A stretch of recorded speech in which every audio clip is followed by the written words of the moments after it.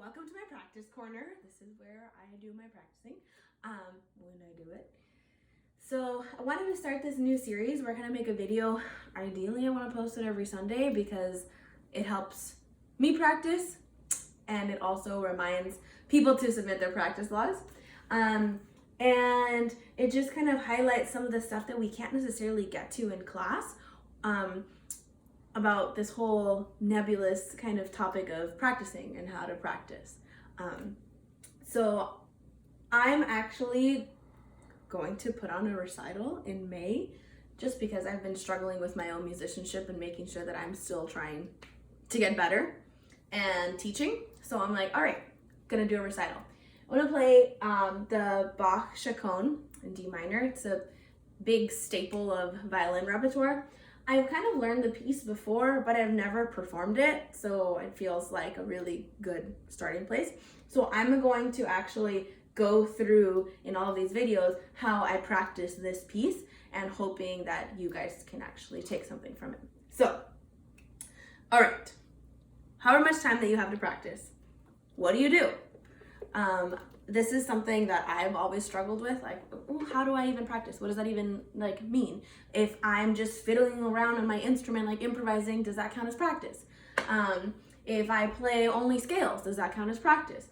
If I just run through my pieces, like all of my repertoire because I have a concert tomorrow, is that practice? Do I need, what exactly does that mean? How does someone practice, especially when you're trying to accomplish, a variety of different things?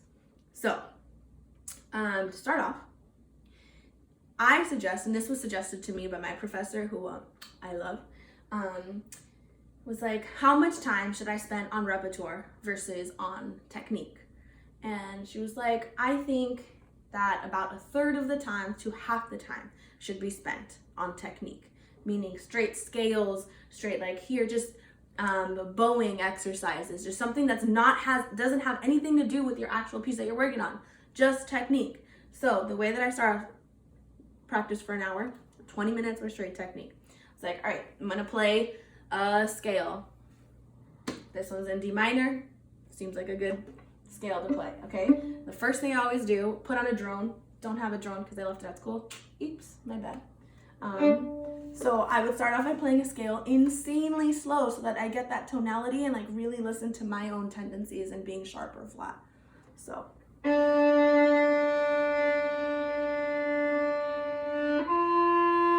always go to this third.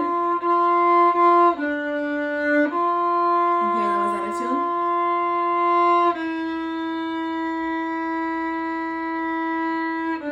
And then when the drone is on, you actually hear all these intervals. And it helps with aural skills and intonation.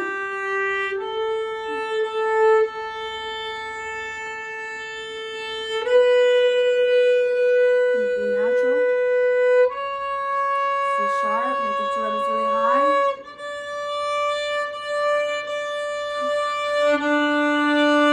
I'll check the octave.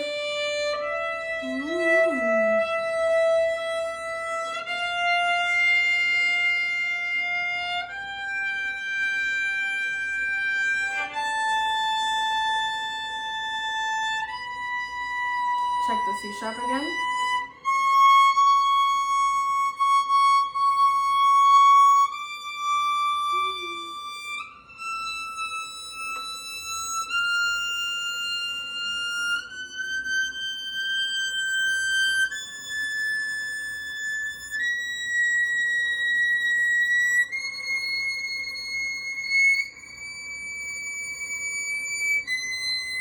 Natural 7, natural 6. Again, I sped up. Try not to bore you, but it would be really slow. Like this. Takes a lot of patience. Ooh. Go back and fix it. There it is, see? Gonna speed up.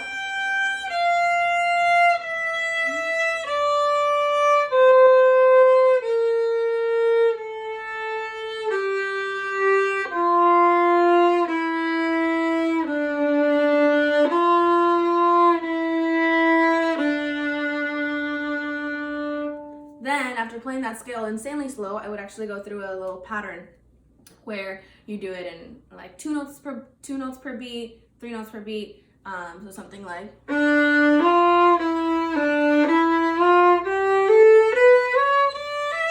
notes,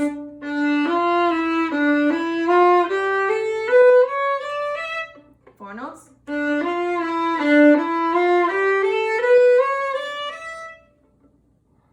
6 notes, 8.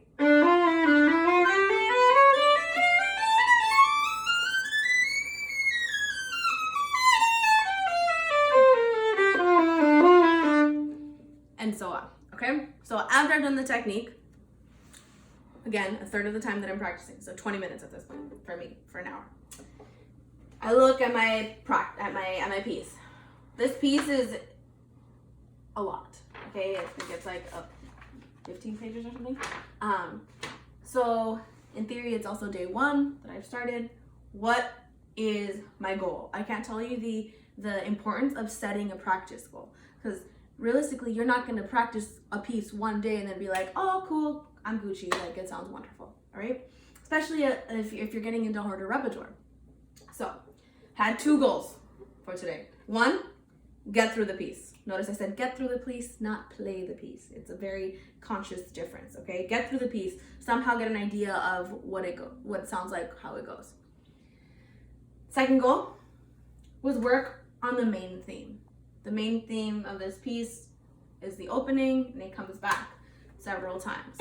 And what I meant by that, I really wanted to understand the intervals in here consciously so that I understand what to do with my fingers, like, and help that intonation, okay? So, like, for example, you guys have heard me, I'm rusty, okay? You've heard this opening before, but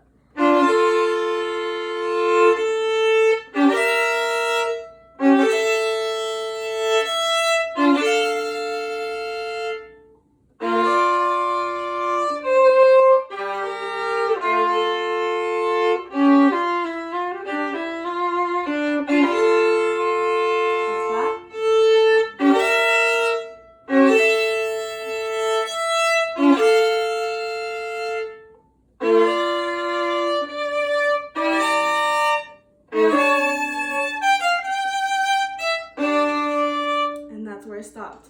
That is a line and 2 measures. That's what I wanted to do today. Okay, I wanted to fix that. So, started off breaking everything apart. Okay, in the opening, I have a D minor chord. D, F natural, A.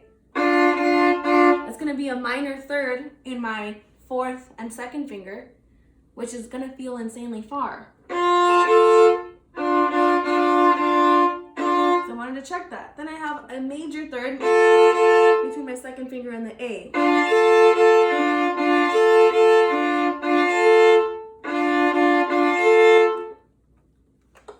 would come over and check them on the piano.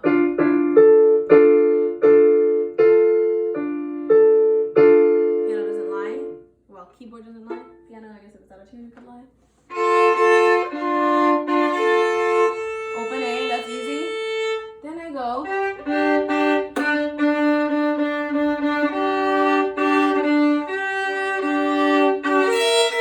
Okay, this chord's fun. I have, again, D on my pinky, G, so I have a perfect 4th there. There it is in tune. Then I go to a minor third, again, gonna feel far, I'm gonna stretch, I'm gonna move my thumb. And that's it. Here we have this tritone. And an aha moment that I have is at the very next chord. First off, my G stays down because it's a common tone, and I move my C sharp, but I actually have another tritone in the very next chord, which I know for a lot of people would have been like, well, yeah, Gabs, miss, it's right there. But I wasn't conscious of that until I dissected this in this way, okay? All right, I got through 4 notes in that much amount of time. Then I went on, so just realistically, basically, when you're doing this kind of work where you're trying to understand, especially like the intonation, I'm not really working on rhythm right now. I'm not working on rhythm, I'm just trying to understand the intonation of it all and how to move my fingers. I would do it out of time, and I would do it kind of broken up. So not playing this 4-note chord all together, but instead playing it as 2, 2, 2. And then when the times where you might have an octave. So for example, if I'm going to check this G, third finger. Okay, did I keep the G the same? Did I play it in tune? Let's check the octave by just lifting.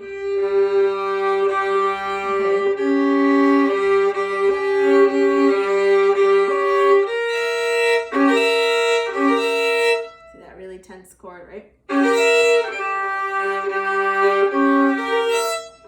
And then I would go on. So, purpose of this video today, to tell you, I'm going to put on a recital so you keep me in check. 2, help you start learning how to practice and different practice strategies. 3, your first step is always setting a practice goal. Cool?